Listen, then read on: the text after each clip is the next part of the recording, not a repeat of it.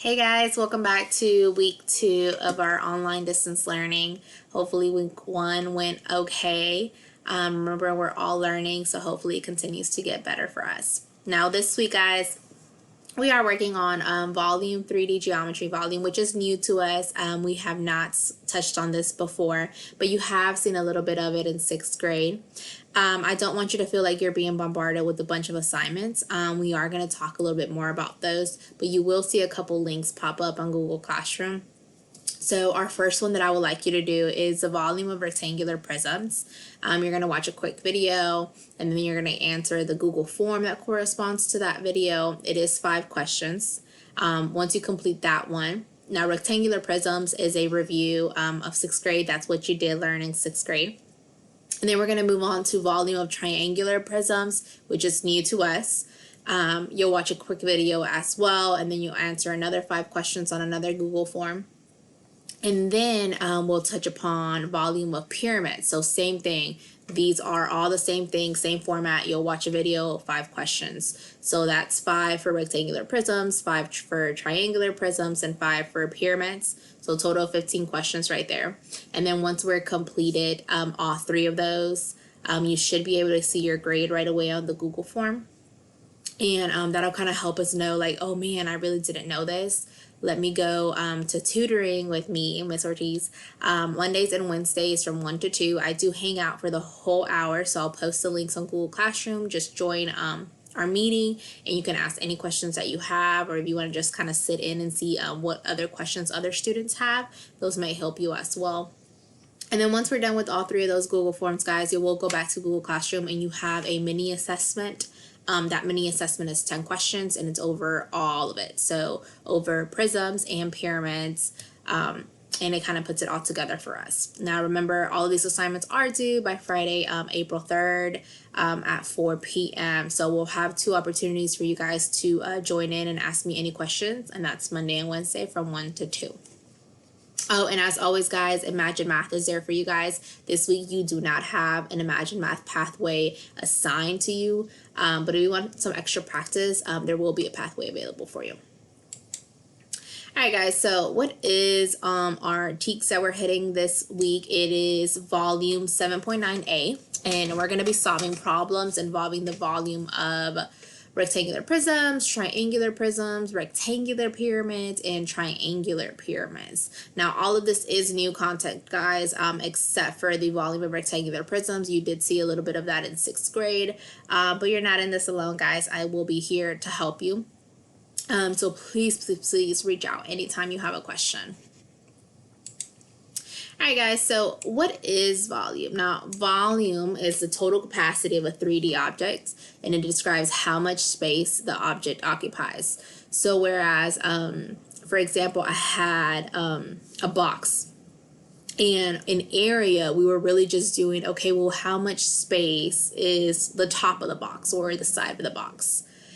Volume is where I want to know how much space the entire box takes up. So I want to take that first original top of the box, and I want to know, okay, how many of these do I need to complete the inside of the box? So it's a little bit different. There are 2 formulas for volume. I did upload the formula chart to your Google Classroom as well. And one thing that I want you guys to notice is the formulas are different. So notice that for volume, you do have a capital B, and there is a reason for that. So for example, if you have the area of a rectangle, you would have seen the lowercase b, so base times height. So you would have your base times your height. In volume, that big B, that capital B, actually stands for the area of the base. And that does make it's super important to know. So the area of the base in this case would be, if I have a rectangular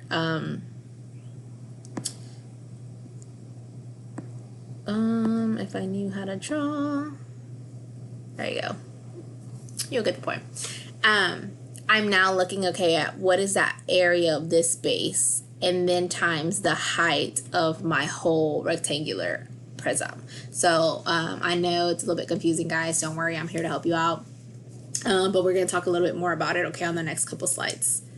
So every 3D object is actually named after its base. So if you have a rectangular prism, that means our base is a rectangle. If you have a triangular prism, that means our base is a triangle. So this goes back to our area formulas that we've done. We worked really hard on area for a couple of weeks, and it's very important to know those formulas. Remember, your formula chart will be posted on Google Classroom, because we'll need to know how to find the area of rectangles and how to find the area of triangles in order for us to be able to find our volumes. Now, our bases are parallel to each other. So, for example, here in volume of rectangular prisms, notice that our bases do not touch. That's what it means to be parallel. They're never going to run into each other. They're exactly opposite of one another. That's very important to tell. Pyramids are a little bit different, but we'll get into a little bit more of that in the next couple slides. So, for example, here's our volume of a rectangular prism. Now, for rectangular prisms do have the formula of area of the base times my height. Now, the area of this base, in this case, I'm trying to see, okay, well, which two of these are parallel from one another, and they're not going to touch. Now, volume of rectangular prisms, they're a little bit special because I could have two different bases depending on how I looked at it. So I could say that this is my base, and then my other base would be on this side, right? That's one option. Or I could also say, okay, well, maybe my base is going to be the bottom and the top. So it's up to you for rectangular prisms on how you want to do it. For this case, I will probably use this side right here and this side right here. So remember, your formula for a prism is area of the base times height, guys. So in this case, my base is a rectangle, and in order for me to find the area of the base, I would do 4.5 times 6. That's my area of the base right here, 6 times 4.5, because this would be the same thing on this side. And then the height, guys, the height for volume is a little bit different. So I'm not actually talking about the height of our base. I'm talking about what is the distance between my two bases. So here's one base and the other base, this is my height, which in this case would be 9. So now all I do is I take all those three numbers and I multiply them out together, and we get a volume of 243 cubic centimeters. Now notice that our units are different now because in area it was squared. For volume it is cubic because we are multiplying three different units, three different numbers. All right. Then, guys, we also have volume of triangular prisms. Now, remember, I did say that 3D shapes are named after their bases. So if this is a triangular prism, that means our bases are going to be triangles. So no need to get it confused with the rectangles that are on the sides. Our bases are triangles, and they are all parallel from one another, so they're not going to touch. So we are going to have to know how to find the area of a triangle. So you will have to refer back to the formula chart how to do that. And then the height of the prism is the distance between those two bases, like I mentioned before. So let's look at an example. So here's my triangular prism.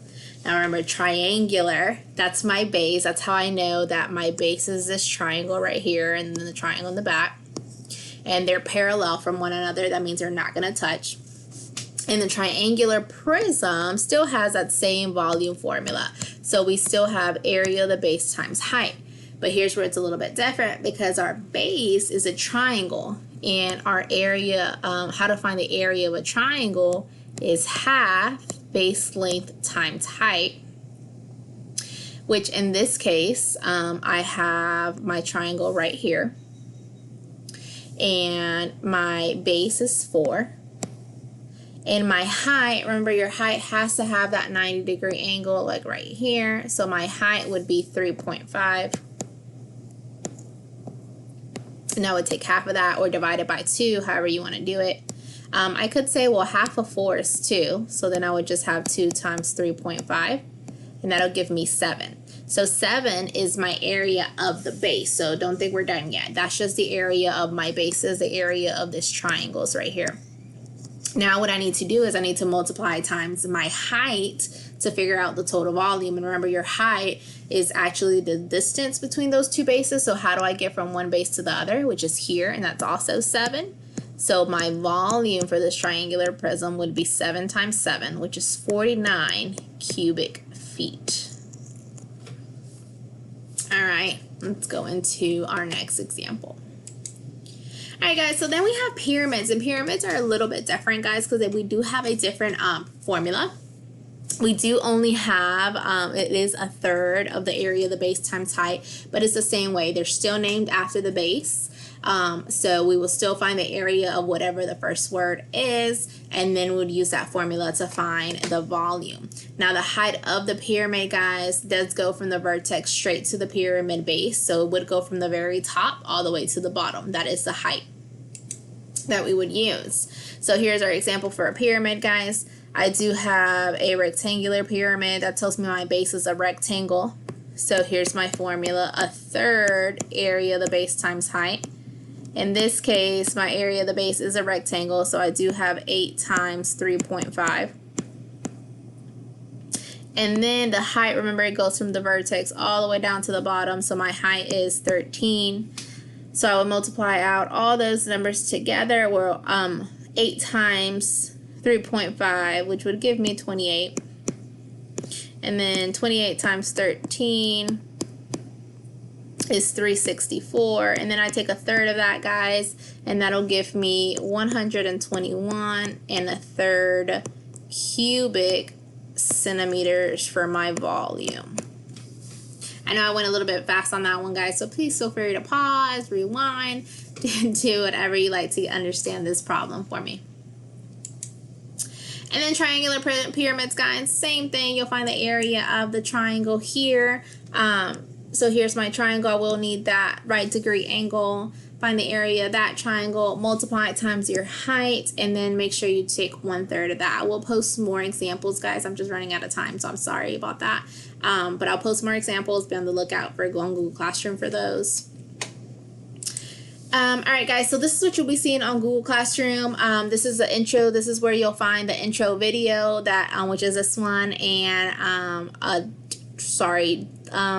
the weekly plan that'll tell you what you have to do. So this is what you should be doing first, is the volume of rectangular prisms, then the triangular prisms, then the pyramids, and then last but not least, working on that mini assessment. So like I said, this one's about 5 questions, 5 questions, 5 questions, and then you have 10. So you do have about a total of 25 questions, guys. Make sure you take pictures, you write down any problems that you have trouble with, so that way you can bring them to me for the Google Hangout, and I can help you out with those, or you can email me, send me a remind, which takes me to the next slide. Any questions, to contact me, guys, Monday through Friday. I am available 8:30 to 4. You can always reach me through Remind, through Google Classroom, by email. And then on Mondays and Wednesdays from 1 to 2, I am there for the whole hour. I do video conferences using Google Meet. I'll post the link on Google Classroom. And then on Fridays from 1 to 4, I can also do video conference, but it's by request. So shoot me an email, say, Ms. Ortiz, I really need you to meet with me to help me with this problem, and I'll send you a link and we can set that up. All right, guys, I know this is a new topic for us, new content, but please do not freak out. I am here for you. I will do my best to upload more examples for you guys, and I am here during my video conferencing hours for tutorials as well. All right, guys, good luck.